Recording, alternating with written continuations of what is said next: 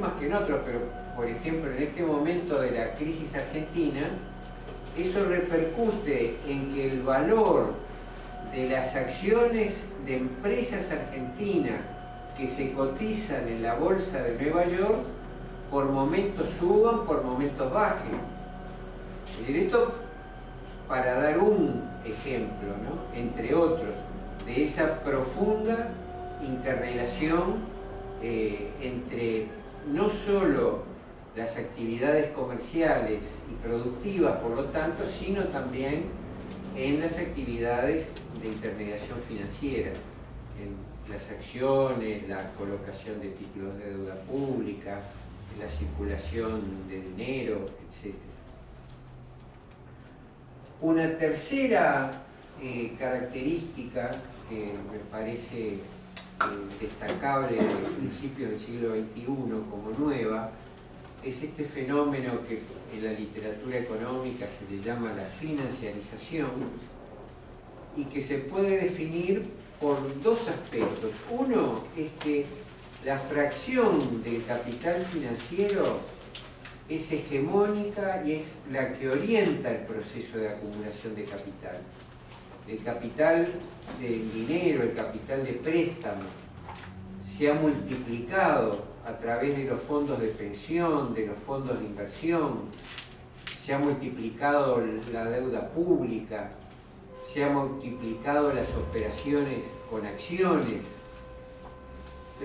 Todo ese proceso de circulación y acumulación de capital es orientado, dominado, controlado por el capital financiero, y eso es lo que se le llama la financiarización. Y ahí entran a jugar un papel muy importante estas empresas que mencionaba Federico, que son las agencias calificadoras de riesgo. ¿Ya qué son las agencias calificadoras de riesgo? Son empresas que lo que venden es un servicio de información sobre el riesgo que correría una inversión al comprar acciones o títulos de deuda que emite una empresa o títulos de deuda que emite un país. Las empresas califican y dicen estas instituciones, ¿no? Para el Uruguay las más importantes, Standard & Poor's, Fitch, observan las economías de los países y dicen: en este país vale la pena comprar deuda pública emitida por el gobierno, o en tal empresa vale la pena comprar acciones porque las economías andan bien, los gobiernos van a poder pagar esta deuda pública, las empresas se va a valorizar sus acciones, van a andar muy bien. Ese es el papel que cumplen estas empresas cuya función es estimar el riesgo de países, de empresas, para asesorar a los inversionistas, a los especuladores, al capital financiero en general. Ahora, al mismo tiempo que cumplen esta función, hacen informes y dicen: en el Uruguay la inflación está muy alta, en el Uruguay el déficit fiscal es muy alto, en el Uruguay la deuda externa, la deuda pública está llegando al 33% del PBI, está llegando a un límite que puede implicar un mayor riesgo. Entonces, hoy decimos que vale la pena invertir en el Uruguay. Compren deuda pública cuando el gobierno uruguayo emita y quiera colocar. Entonces, el gobierno uruguayo precisa, el Banco Central precisa $1.000 millones y pone títulos de deuda pública en licitación por 1.000 millones y recibe manifestaciones de interés por 3.000 o 4.000 millones. O sea, los fondos de inversión tienen un profundo interés en comprar deuda pública uruguaya, porque el Uruguay ha sido calificado por estas empresas con, así como a nosotros en la escuela, ya no, pero cuando yo iba, ¿no? Te decían, pasás de año o no pasás de año, ahora a los países se les dice, pasás de año porque estás en condiciones y vale la pena invertir acá, o no pasaste la prueba, a vos no te van a prestar ni un peso. O si te prestan, vas a tener que pagar tasas de interés muy altas, porque hay un riesgo. Si la Argentina de Cavallo llegó a pagar el 30% en pesos, que un peso era un dólar, o sea, el 30% en dólares. Hoy está pagando el 60% en pesos argentinos. Es una tasa disparatada, aún sabiendo que la inflación va a ser de un 40, de un 45%, la diferencia que queda de tasa de interés, lo que se llama la tasa de interés real, es gigantesca. Entonces, ¿por qué tiene que hacer eso la Argentina y por qué no lo hace el Uruguay? Porque el Uruguay está bien calificado, la Argentina está muy mal calificada, pero al Uruguay se le prenden luces amarillas. Las empresas le advierten, bajen la inflación, bajen el déficit y no se sigan endeudando, porque están bien, pero están en el límite. Ese es el papel. ¿Y por qué aparecen estas empresas? Aparecen porque el fenómeno de los petrodólares, básicamente, cuando salta el precio del petróleo y los países árabes, algunos, sobre todo los Emiratos, Arabia Saudita, con esos nuevos precios del petróleo acumulan una cantidad gigantesca, inmensa de dólares, o cuando, como señalaba Vanina, el gobierno norteamericano durante un año y medio, todos los meses metía 70.000 millones de dólares, emitía para sostener a los bancos que no quebraran, a los fondos de inversión que no quebraran, y para estimular a la economía para que no siguiera cayendo el producto, no siguiera aumentando el desempleo. Todos esos dólares que andan por el mundo circulan a través del sistema financiero, circulan a través de bancos, de fondos de inversión, de fondos de pensión. Entonces, ¿qué pasó? Que el Fondo Monetario quedó pobre. Ya ningún país que tenga grado inversor precisa ir al Fondo Monetario. El gobierno uruguayo tuvo que ir al Fondo Monetario en el año 2005 y firmó una carta de intención y logró un crédito en un momento donde el gobierno del Frente heredó una deuda gigantesca que vencía en 2006-2007 y que era impagable. Entonces logró, con esas gestiones, con el fondo, logró refinanciar esas deudas, llevarlas a un plazo mayor y tener una buena gestión financiera, y ya hoy nos olvidamos de los problemas de la deuda externa, que en aquel momento fueron graves. En aquel momento se recurrió al fondo y pocos años después Argentina, Brasil y Uruguay cancelaron su deuda con el fondo, es decir que hoy el Uruguay no tiene ningún compromiso de ninguna meta con el fondo, pero sí tiene la atenta mirada de estas instituciones financieras o estas empresas calificadoras de riesgo que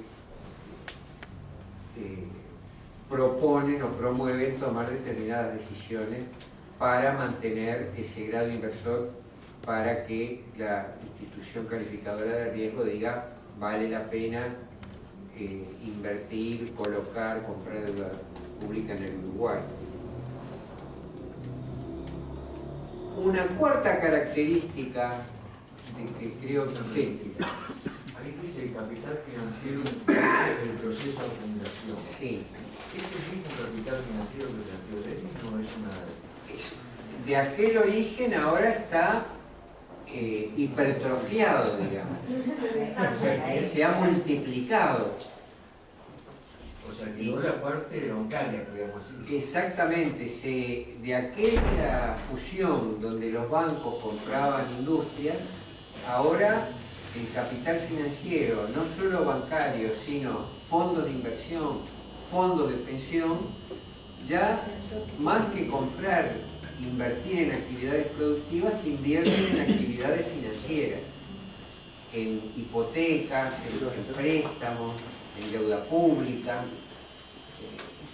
hasta el punto de que muchas de las grandes empresas transnacionales tienen más ganancias de sus operaciones financieras que de su actividad productiva.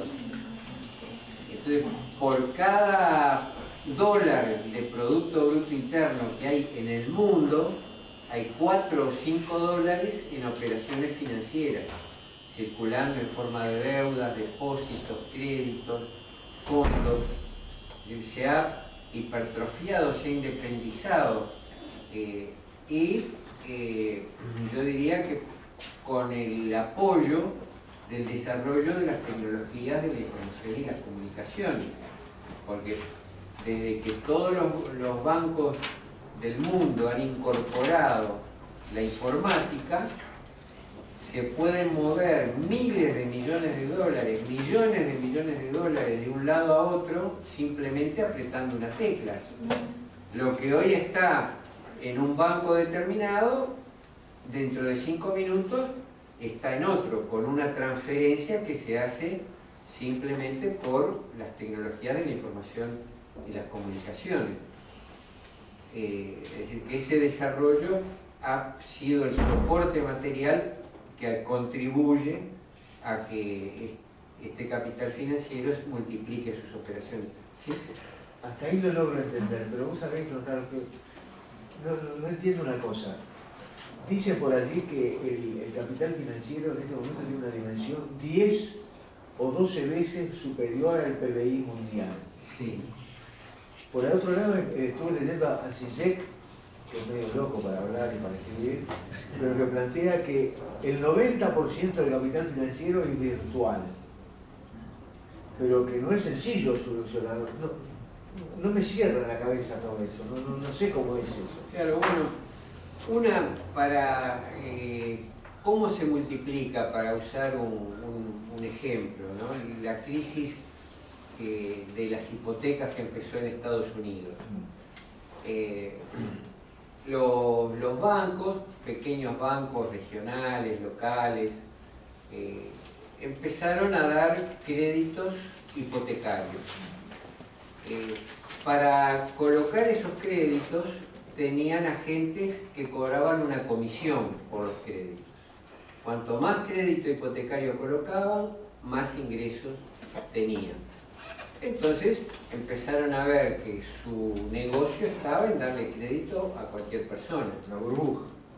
Claro. Entonces cualquier persona, y se hablaba de los créditos de personas que no tenían ni empleo ni ingresos, pero igual se le daba el crédito hipotecario.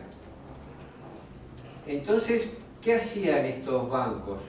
Que tenían, digamos, determinada cantidad de millones, de cientos o de 1.000 millones de dólares colocados en créditos hipotecarios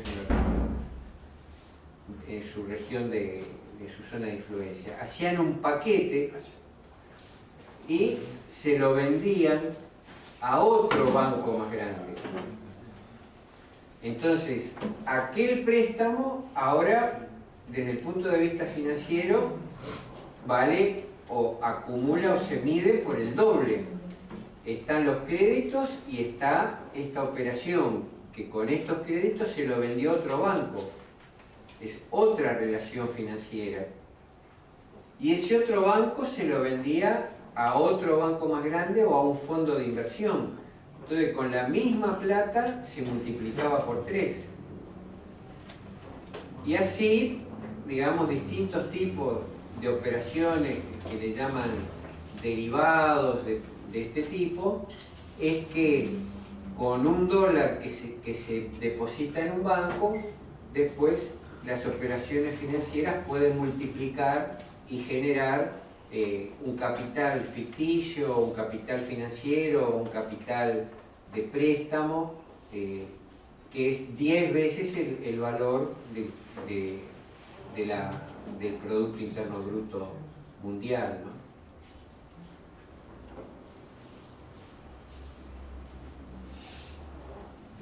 Una cuarta, la reunión es hasta las 10 aproximadamente. ¿Sí? No sé si aceleramos, un poco.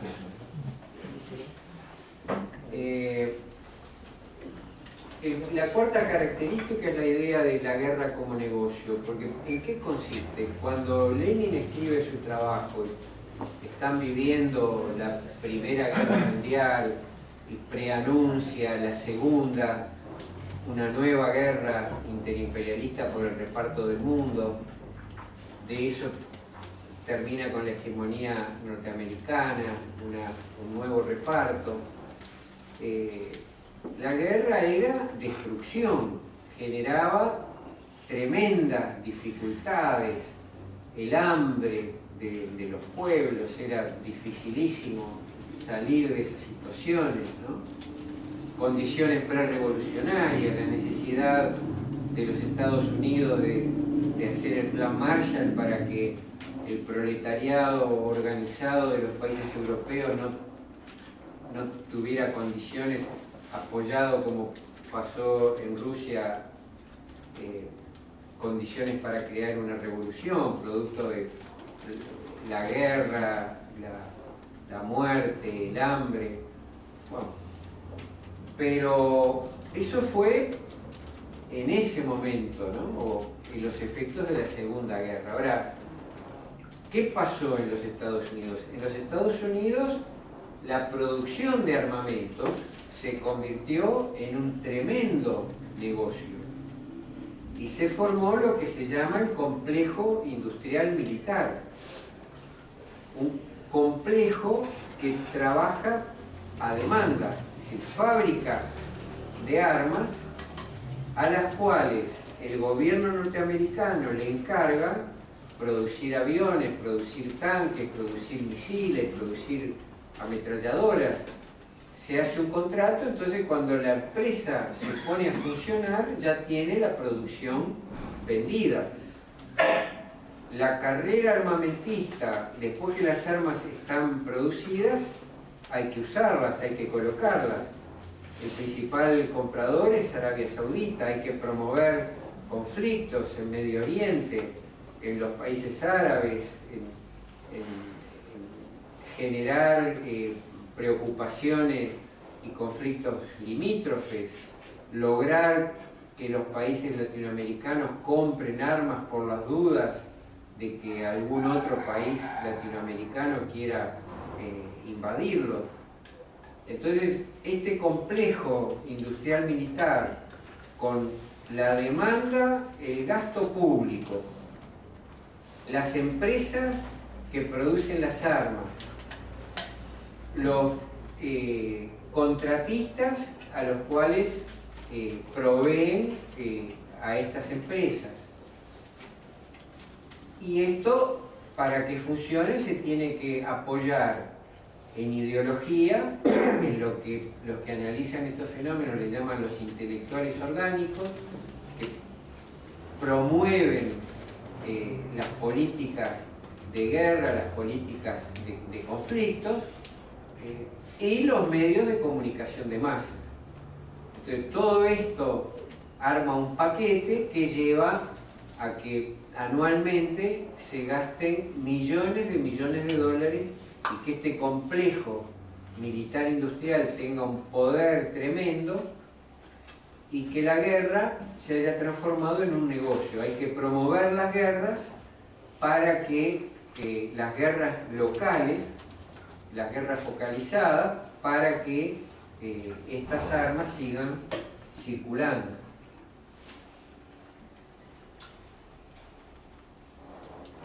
Y por último, yo destacaría como un quinto cambio que aparece en el siglo XXI, con fuerza y que no estaba a principios del siglo XX, que es el poder de los medios de comunicación. A principios del siglo XX podía tener cierta influencia un diario entre las pocas personas que sabían leer, una radio que tenía una capacidad de transmitir limitada, se podía a mediados del siglo XX comunicarnos por radiotransmisores o comunicaciones de radio a distancia, pero en este momento todo el mundo está bajo la hegemonía de los medios de comunicación de masas del monopolio norteamericano. Vemos el mundo que nos muestra la CNN, nosotros, y lo mismo que muestran en el resto del mundo. Y así como las guerras, pero también la ideología, los valores, los buenos, los malos. Hoy los venezolanos son los indios de las películas del oeste de la década de los 40 y de los 50, ¿no? Y los bolivianos y cualquier gobierno, cualquier organización que tome alguna actitud independiente o antiimperialista. Entonces ese poder gigantesco es una característica nueva y que nos muestra también uno de los resortes del poder que en la perspectiva de lucha, en cualquiera de estos casos, hay que tener en cuenta. ¿Algún comentario?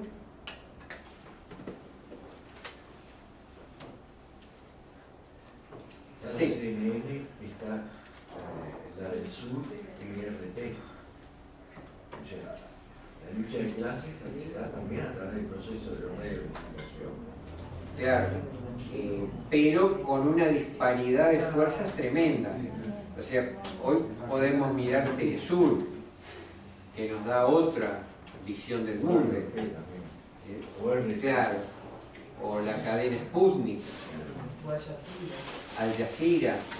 Pero el poder de CNN comparado con estos de CNN, de Fox, ¿no? y de sus socios locales, ¿no? Porque pero la gente agarra, porque más que por ejemplo ahora están con los celulares y en la polémica celular, o sea, la tecnología a nivel de masa es una cosa increíble, hay que ver arriba de los ómnibus. claro, todo el mundo con esto está con el celular. Sí. ¿Qué transmite el celular? ¿Es la CNN lo que está transmitiendo el celular? Bueno, a veces CNN, a veces Pettinati. Y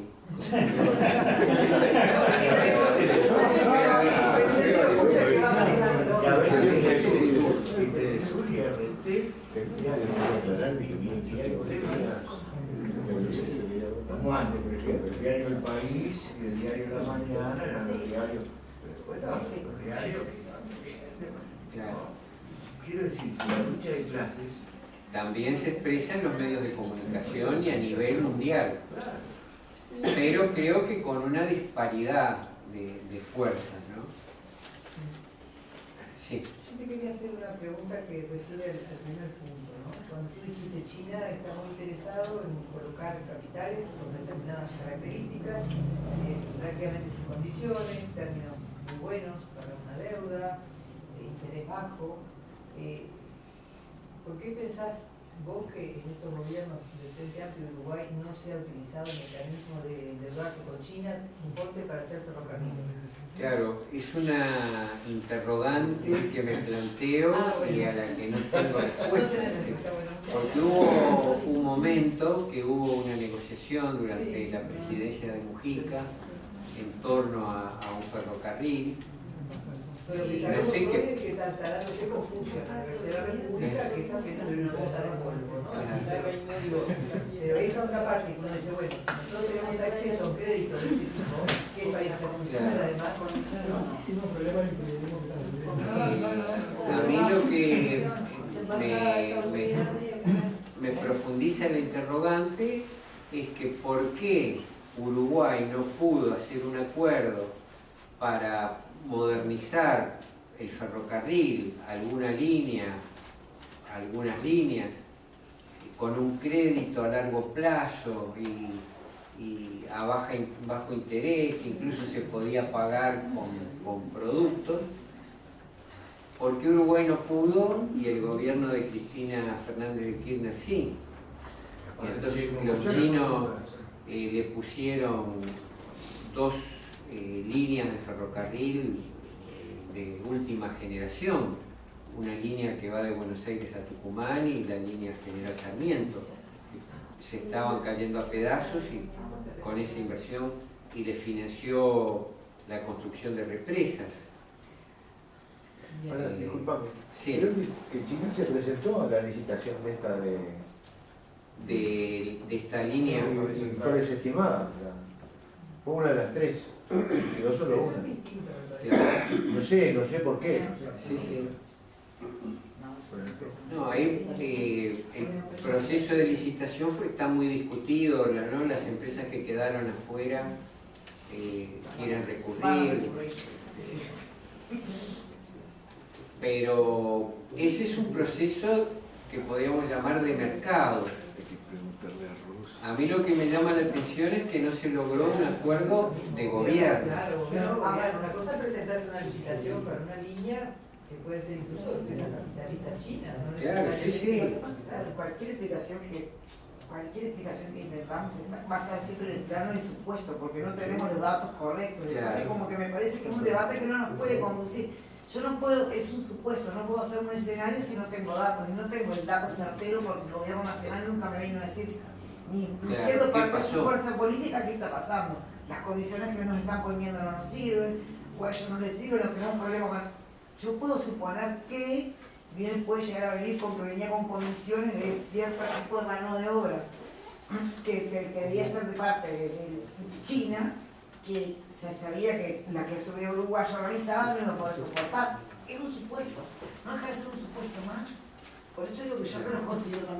Yo no soy muy ingenua con respecto, porque no soy tan ingenua con respecto a nadie, pero con respecto a los chinos menos que menos, pero no creo que alguna explicación hay, pero estamos suponiendo. Claro. Sí, sí. Estamos en el escenario de supuesto. Datos no tenemos. Bien, ¿algún otro comentario? Entonces, como parte final, quedó medio chiquito, no me haga. La idea era ver, decir, bueno, veníamos hablando de el origen del imperialismo, de la permanencia de sus características originales en el siglo XXI, de los nuevos fenómenos que se incorporan a ese funcionamiento imperialista, y en general lo estábamos mirando desde el lado de los países imperialistas, del capital, de las clases dominantes en estos países. Para cerrar el panorama, quería hacer algunos comentarios sobre qué pasa con la otra parte, con los países dependientes, con la parte dominada de esta relación. Entonces, a estos países el capitalismo llega a través de la exportación de capital. O sea, importan capital y eso va deformando su matriz productiva, su estructura económica, el desarrollo de las fuerzas productivas. Las fuerzas productivas, el potencial productivo de los países dependientes y las relaciones de producción se adaptan en función del capital imperialista, de la dominación imperialista. Y esto tiene 2 consecuencias. Una es la deformación de la economía, porque ¿qué es lo que crece? Crece lo que precisa el imperialismo. Es decir, así como rápidamente podemos decir, bueno, en la economía uruguaya hasta 1930 el imperialismo inglés instaló el ferrocarril, los frigoríficos, y eso funcionaba desarrollando esa actividad ganadera extensiva que era barata para que el imperialismo inglés comprara barato esos productos de la ganadería. Después de la Segunda Guerra Mundial, el ferrocarril pasa a manos del Estado como parte de la deuda que tenía Inglaterra por el aprovisionamiento durante la Segunda Guerra Mundial. Y ahí la hegemonía norteamericana yo creo que se expresa en que el ferrocarril es sustituido por la carretera, el bituminoso, derivado del petróleo, y el ferrocarril es sustituido por el camión, también importado de los Estados Unidos, ya sea entero o en piezas que se armaban en el Uruguay. Entonces, una primera consecuencia es esa: las economías de los países dependientes desarrollan aquellos componentes que interesan a la demanda de los países imperialistas. Y la segunda es que a través de las ganancias de la inversión extranjera, de la instalación de empresas, o a través de la colocación, de la compra de títulos de deuda pública, hay una transferencia de ingresos muy importante en forma de utilidades, de ganancias de las inversiones directas y en forma de intereses de la deuda que contrae el país. En estos últimos años, en el caso uruguayo, son unos 3.500 millones de dólares que por uno u otro concepto se transfieren al exterior. Bueno, este sería un poco el panorama y las características que quería destacar de los países dependientes. Y terminar con un par de interrogantes, es decir, primero, nosotros diríamos que el Uruguay es una economía, una sociedad, un gobierno dependiente. Segundo, si tenemos esa impresión, pensamos que hay un margen que los gobiernos de los países dependientes pueden usar, un margen que por un lado puede reflejarse en mejorar las condiciones materiales de vida de la población,